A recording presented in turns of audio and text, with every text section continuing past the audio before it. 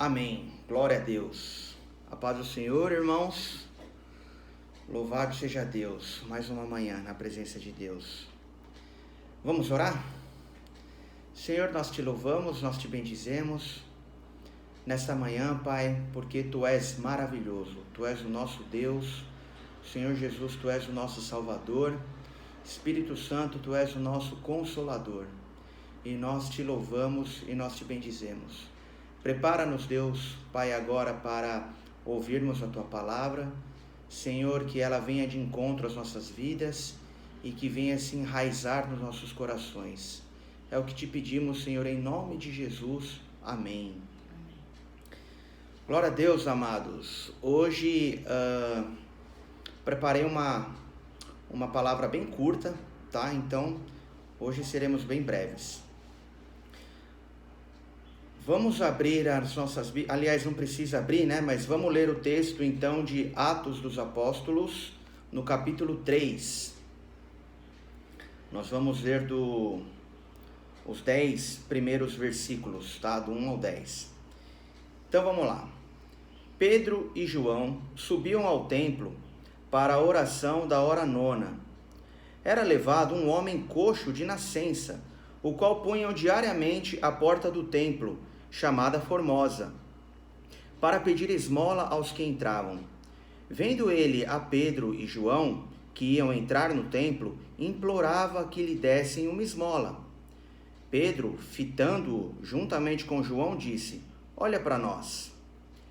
Ele os olhava atentamente, esperando receber alguma coisa. Pedro, porém, lhe disse: "Não possuo nem prata e nem ouro, mas o que tenho, isto te dou. Em nome de Jesus Cristo, o Nazareno, anda." E tomando pela mão direita, o levantou, e imediatamente os seus pés e tornozelos se firmaram. De um salto se pôs em pé, passou a andar, e entrou com eles no templo, saltando e louvando a Deus. Viu todo o povo a andar e a louvar a Deus. E reconheceram ser ele o mesmo que esmolava assentado à porta formosa do templo. E se encheram de admiração e assombro por isso que lhe acontecera. Amém? Até aqui. Amados, lendo esse texto,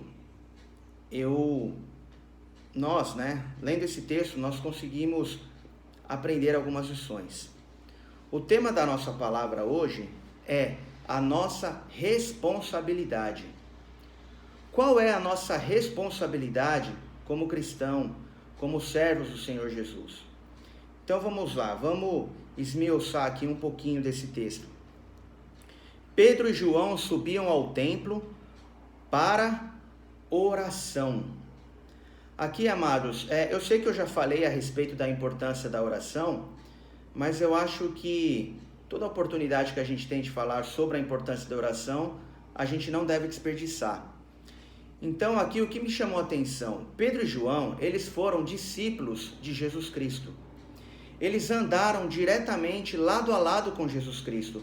Eles foram alunos de Jesus Cristo, né? E num determinado momento, Jesus foi para a cruz. E Jesus morreu, e Jesus ressuscitou, e Jesus subiu aos céus. Porém, entre aspas, mesmo separados agora do Mestre Jesus, do Mestre deles, eles não abandonaram a prática da oração. Eles entenderam a importância da oração que eles haviam aprendido com o seu Mestre, que foi Jesus. E eles não abandonaram essa prática. E aqui está escrito, Pedro e João subiam ao templo para a oração da hora nona. Como era a oração da hora nona, eu entendo que era algo rotineiro, que era algo que eles faziam com frequência. Não era simplesmente um dia que eles resolveram orar, né? Então, esse é o primeiro ponto que eu gostaria de frisar aqui de maneira curta e objetiva, a importância da oração. Jesus Cristo, se nós lermos os evangelhos, a gente vai ver que Jesus Cristo vivia em oração. Vários textos começam com ele se afastou para orar, ele subiu ao monte para orar, e ele se isolou para orar, ele chamou os discípulos para orar. Então a gente percebe que Jesus ele tinha os seus momentos de oração, tanto individual quanto coletivo, quanto com os discípulos. E eu creio que com os discípulos não era diferente. Aqui eles estavam juntos subindo ao templo para orar, mas eu creio também que em secreto eles tinham os momentos de oração deles. Então, tá aí um bom exemplo para nós termos a nossa devocional, o nosso tempo com Deus. Amém? Continuando, irmãos. Pedro e João, eles eram os discípulos de Jesus, eles eram os cristãos. Então eu entendo que aqui eles representam nós, os cristãos. Aqui nesse texto eles estavam representando nós, os cristãos. E o que eles estavam fazendo, né? A Bíblia diz que eles estavam indo à igreja, indo ao templo, e ali na porta do templo havia um homem, um mendigo, uma pessoa aleijada, uma pessoa coxa, uma pessoa necessitada, né, de algo. E essa pessoa implorava ali para eles alguma esmola, alguma coisa que eles pudessem dar como esmola. E é aí que Pedro fala, né, essa célebre frase, essa frase que é um clássico, né, no Evangelho. Nem ouro, nem prata eu possuo, mas o que eu possuo eu te dou. Em nome de Jesus, né, ser curado, levanta, anda. Enfim, amados, o que nós podemos aprender com esta passagem, com esses fatos ocorridos há tantos anos atrás? Irmãos, nós bem sabemos que nós somos a igreja. Nós somos templos do Espírito Santo. E o que acontece? Quantas pessoas ao nosso derredor estão à nossa porta, implorando-nos por alguma coisa? Quantas pessoas coxas, espiritualmente falando, pessoas aleijadas, pessoas pobres, necessitadas, elas estão olhando para nós, esperando que nós podemos presenteá-las com alguma coisa, uma esmola, algo do tipo. Então eu queria que nós lêssemos a passagem em 1 Coríntios, no capítulo 3. Capítulo 3, versículo 16. Não sabeis que sois santuários de Deus e que o Espírito de Deus habita em vós? Então, amados, já rapidinho, já vira a página e vamos para o capítulo 6, no versículo 19, que eu acho que um texto está ligado no outro. Acaso não sabeis que o vosso corpo é santuário do Espírito Santo, que está em vós, o qual tendes da parte de Deus, e que não sois de vós mesmos? Aqui, amados, são duas perguntas bem retóricas, né? Irmãos, o nosso corpo não pertence mais a nós. A partir do momento que nós aceitamos a Jesus, a partir do momento que nós nos convertemos, o nosso corpo não pertence mais a nós, o nosso corpo pertence a Deus. O nosso corpo pertence ao Espírito Santo. E, consequentemente, irmãos, quando nós nos convertemos, nós temos aí, recebemos, além da bênção, além da graça, além de tudo isso que nós já conhecemos, nós recebemos também uma responsabilidade, nós recebemos também uma incumbência, que Pedro e João sabiam muito bem disso, eles entenderam muito bem disso, né? Nós conhecemos aquela passagem, ide e pregai o Evangelho a toda criatura. Nós também conhecemos aquela passagem que diz que nós somos sal da terra e luz do mundo. Nós precisamos estar sempre atentos, amados, a essas responsabilidades. Então, eu elenquei aqui, eu quero esmiuçar um pouco a respeito de apenas três responsabilidades, né, que nós temos como cristãos e que Pedro e João nos ensina através desse texto, né? Esse texto nos ensina através da vida destes homens. Então vamos lá, irmãos e irmãs. A primeira grande responsabilidade que nós temos em Cristo Jesus, por sermos cristãos, por sermos discípulos de Jesus, por sermos pessoas convertidas a Deus, é o nosso testemunho. Nós precisamos estar com os nossos testemunhos em dia. Aliás, eu quero dar um breve testemunho que aconteceu comigo essa semana, que eu fiquei assim muito honrado, muito lisonjeado. E eu vou contar para os irmãos, mas é para a honra e glória de Deus. Não quero me ensoberbecer, nada disso. É para a honra e glória de Deus, tá? Mas antes do testemunho, eu quero dizer que nós temos que dar bom testemunho. Então, vamos ler lá em 1 Coríntios, no capítulo 4. Olha só, irmãos, que paulada que esse texto já dá na nossa cabeça. Olha só, 1 Coríntios capítulo 4. Assim, pois, importa que os homens... Eu entendo que quando a Bíblia fala homens, não é o homem, né, do sexo masculino. Eu entendo que são todas as pessoas, a humanidade, as pessoas. Então, assim, pois importa que as pessoas, os homens, as pessoas, nos considerem como ministros de Cristo e despenseiros dos mistérios de Deus. Amados, olha que coisa extraordinária que Paulo está nos ensinando aqui. Importa que os homens nos considerem como os ministros de Cristo e como despenseiros dos mistérios de Deus. Aí vem a pergunta, irmão. Aí vem a pergunta. É retórica, não precisa responder. As pessoas ao seu redor, elas te consideram um ministro de Cristo? As pessoas ao seu redor te consideram um despenseiro do mistério de Deus? Olha que coisa maravilhosa e que coisa assim de extrema importância, né, para nós refletirmos. Eu tenho refletido nisso. Será que quando eu estou com os meus amigos, quando eu estou com as pessoas que me cercam, será que eu sou visto como um ministro de Deus? Será que eu sou visto como um despenseiro do mistério de Deus? Porque por Deus, eu creio que assim eu sou visto. Eu acho que um dos motivos pela qual eu fui salvo era ter essa responsabilidade. Então, por Deus, eu sei que eu sou visto dessa forma. Mas e pelos homens? Será que pelos homens eu estou cumprindo bem esse papel? Então, amados, lendo essa passagem, eu sei que a nossa igreja, ela é composta de pessoas inteligentes, né? Pessoas que gostam da leitura, pessoas muito bem informadas. Mas mesmo assim, eu me dei aí a liberdade, digamos assim, de ir atrás dessa palavra despenseiro, que eu falei, mas o que é ser um despenseiro? E aí, segundo o nosso bom e velho amigo Google, né, despenseiro é assim, ó, indivíduo que faz caridade com a generosidade alheia.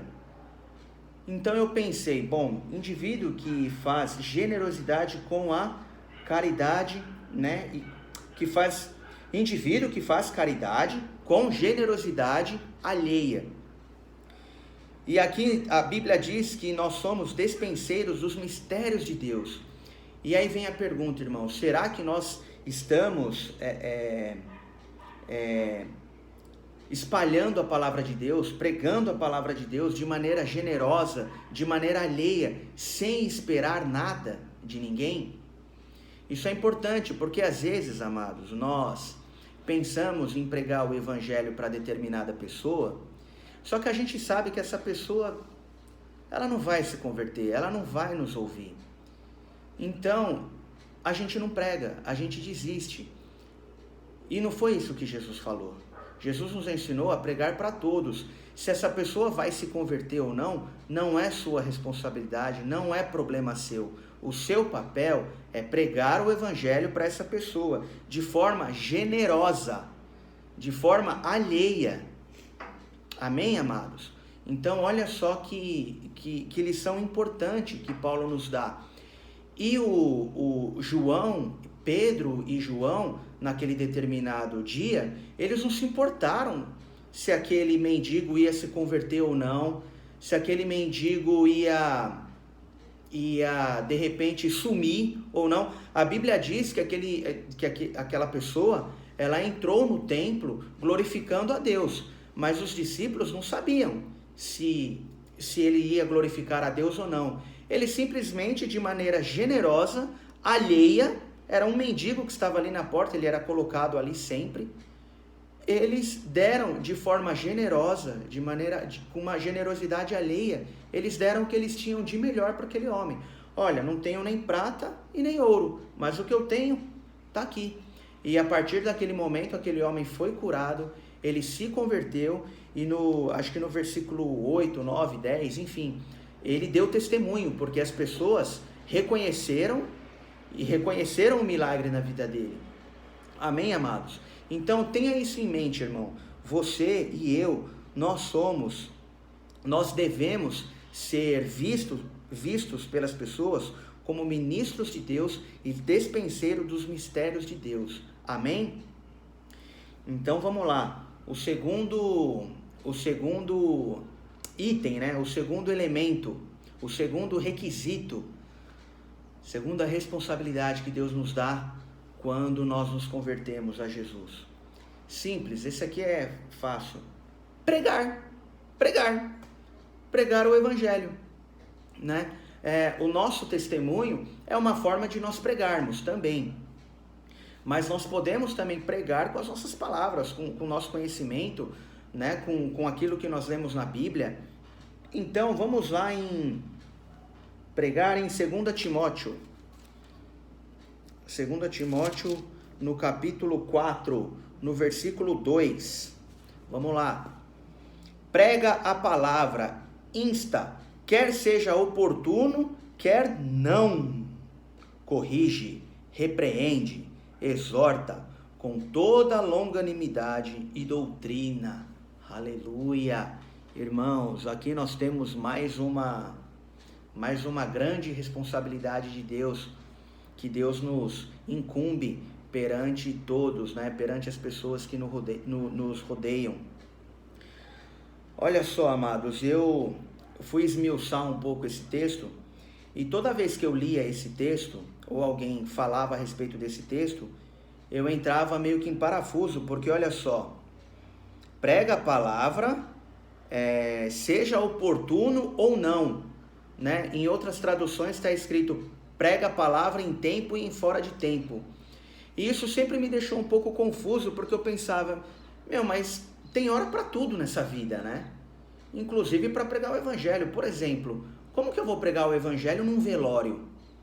Né? A pessoa acabou de perder um ente querido, ela está lá super vulnerável, talvez revoltada, e aí eu vou pregar o evangelho lá? Ou o contrário, o oposto de um velório, né? Pregar o evangelho numa festa, por exemplo, que as pessoas estão lá totalmente na carne, bebendo, comendo, namorando, com som alto, às vezes uma música que não convém.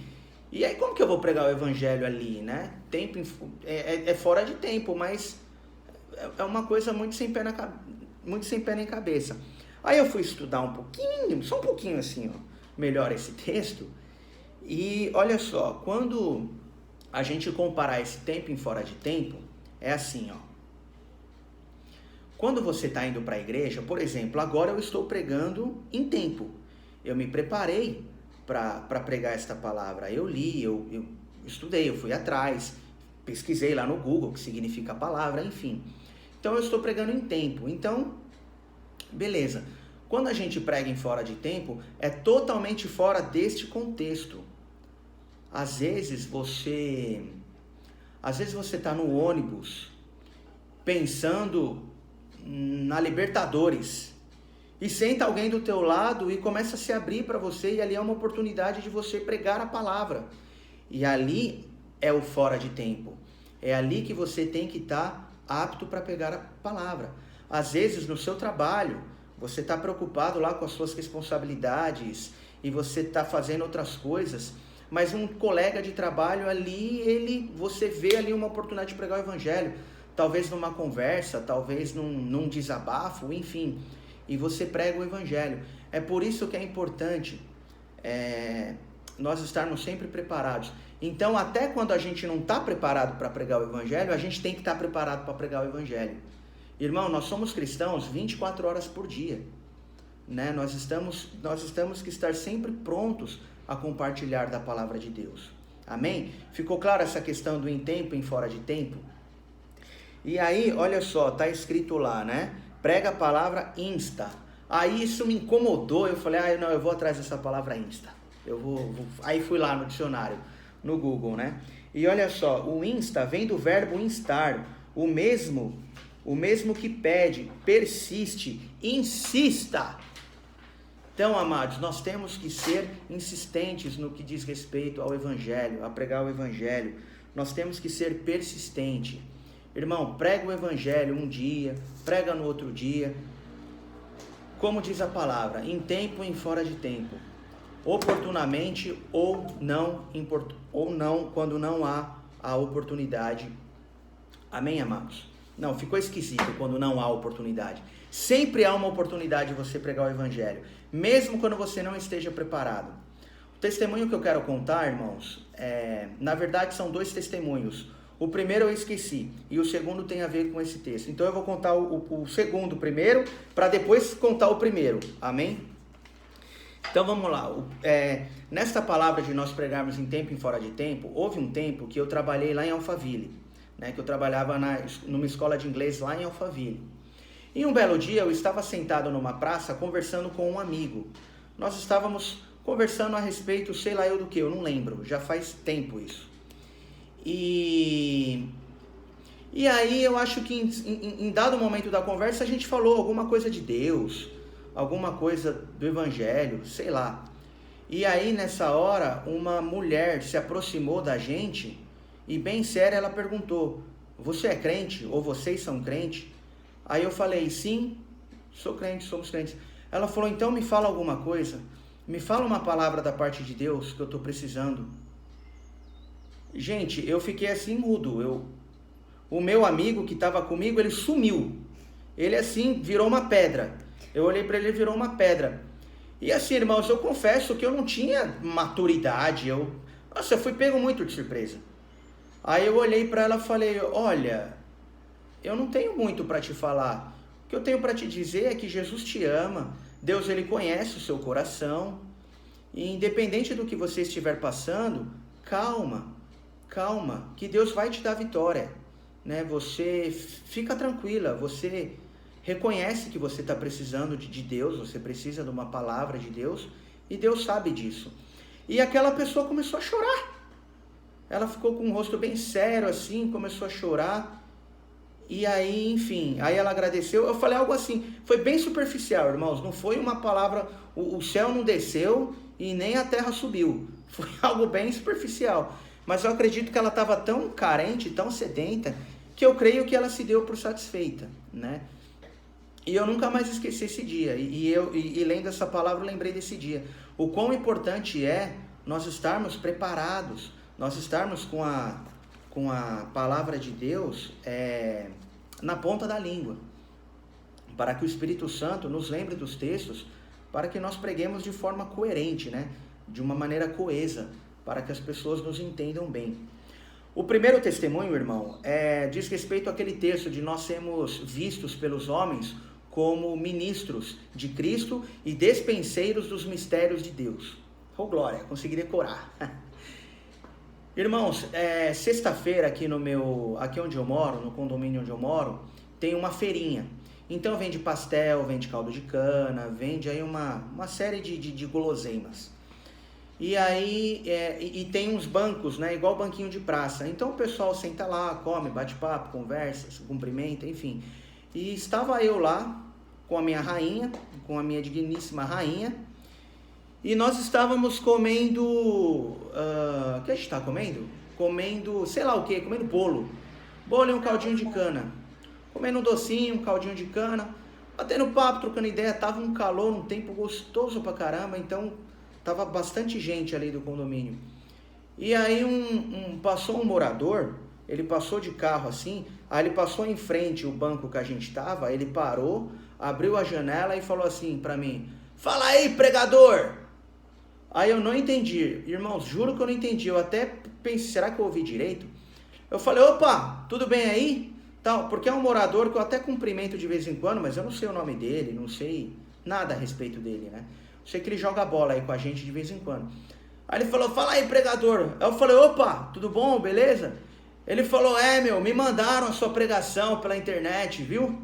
Aí eu entendi. Aí eu falei, queridão, que bom, você ouviu? Ele falou, ouvi. Eu falei, você gostou? Foi bom pra você? Ele foi muito bom. Eu falei, puxa, cara, que bom.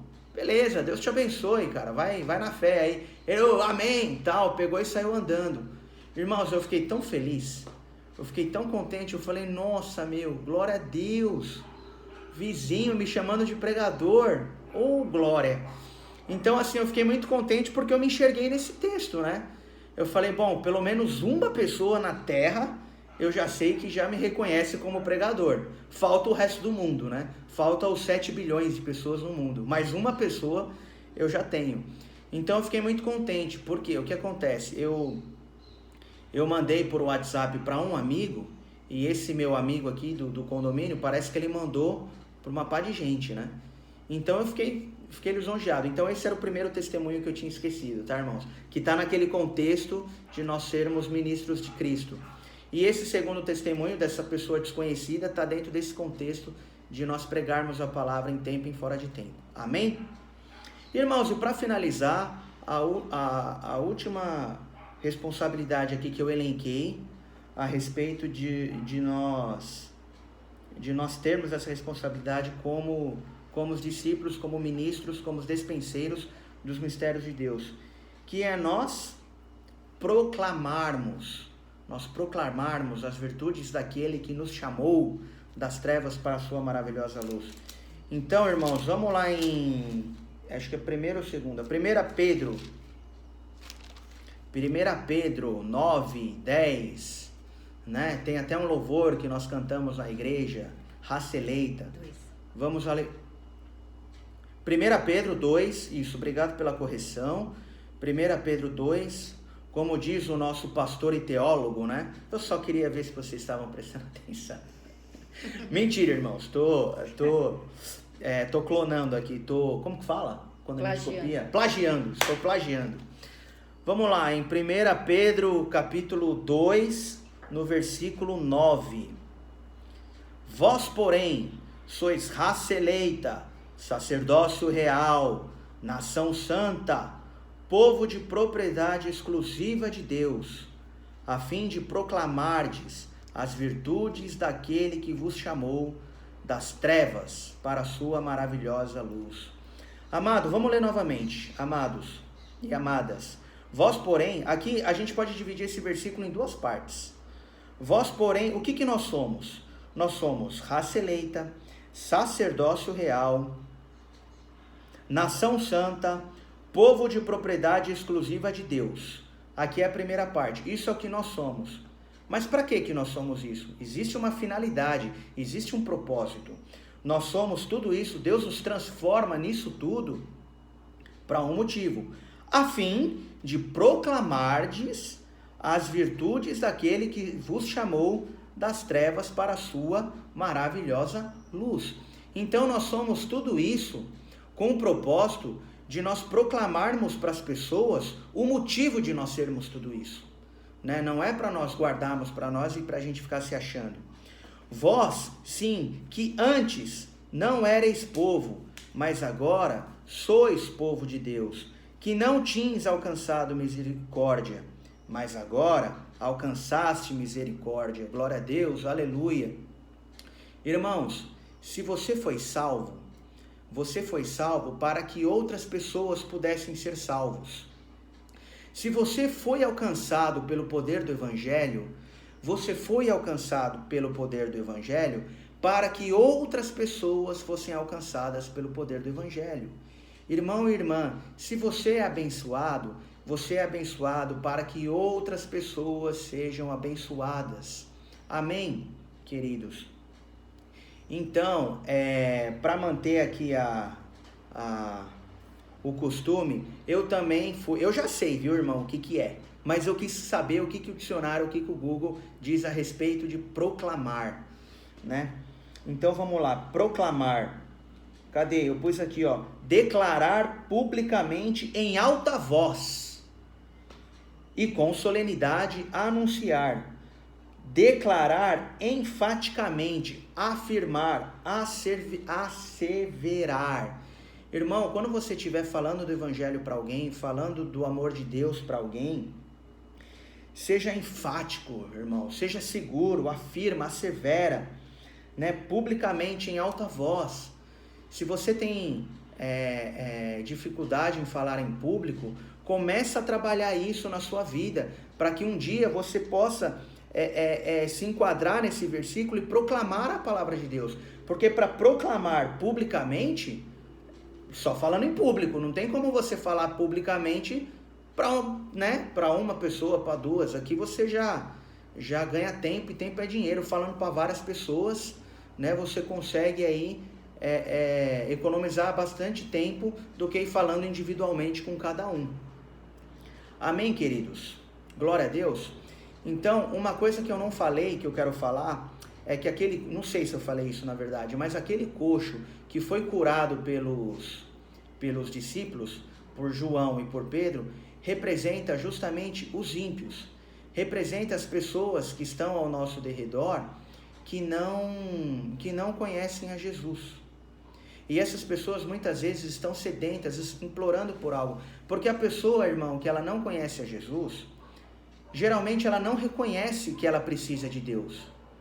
Os ímpios, eles sempre acham que eles precisam de mais dinheiro, ou eles precisam de mais saúde, ou eles precisam de autoestima, ou eles precisam, sei lá eu do que. Elas nunca falam, eu preciso de Deus. Elas sempre precisam de alguma coisa que não é Deus, entendeu? Como aquele coxo. Ele não reconhecia que ele precisava de uma cura. Ele achava que ele precisava de uma esmola. Talvez uma moeda para ele tomar um cafezinho, para ele tomar uma cervejinha, para ele fazer alguma outra coisa. Mas os discípulos sabiam do que ele precisava. E os discípulos deram exatamente o que ele precisava. Olha, eu não tenho nem prata nem ouro, ou seja, eu não tenho esmola, não tenho trocado para te dar, mas o que eu tenho eu te dou. Então, irmãos, às vezes nós não temos aquilo que o mundo espera de nós. Nós não temos assim um conhecimento de psicologia para trabalhar a autoestima daquela pessoa. Ou nós não temos dinheiro, ou nós não temos saúde para dar para aquela pessoa. Mas aquilo que nós temos, nós devemos dar, que é o Evangelho, que é o amor de Deus, que é poder de Deus, que é os mistérios de Deus. Amém, queridos? Então, é esta palavra que eu queria compartilhar com os irmãos, tá bom? Vamos orar? Senhor Deus, nós te louvamos, nós te bendizemos por mais uma manhã em que nós pudemos, Deus, compartilhar, lermos juntos, aprendermos juntos a respeito da tua palavra, do teu evangelho, e que em nome de Jesus, Senhor, esta palavra venha se enraizar no nosso coração e nós venhamos entender, meu Deus, que como cristãos, Pai, nós temos responsabilidades para com o mundo. Que nós sejamos de fato luz do mundo, que nós sejamos de fato sal da terra, que nós sejamos, meu Deus, vistos pelas pessoas como ministros de Cristo e despenseiros, meu Deus, dos mistérios de Deus para com o mundo. Senhor, nós te glorificamos por todas as bênçãos que o Senhor tem nos proporcionado, Pai amado. Em nome de Jesus, amém, amém, glória a Deus.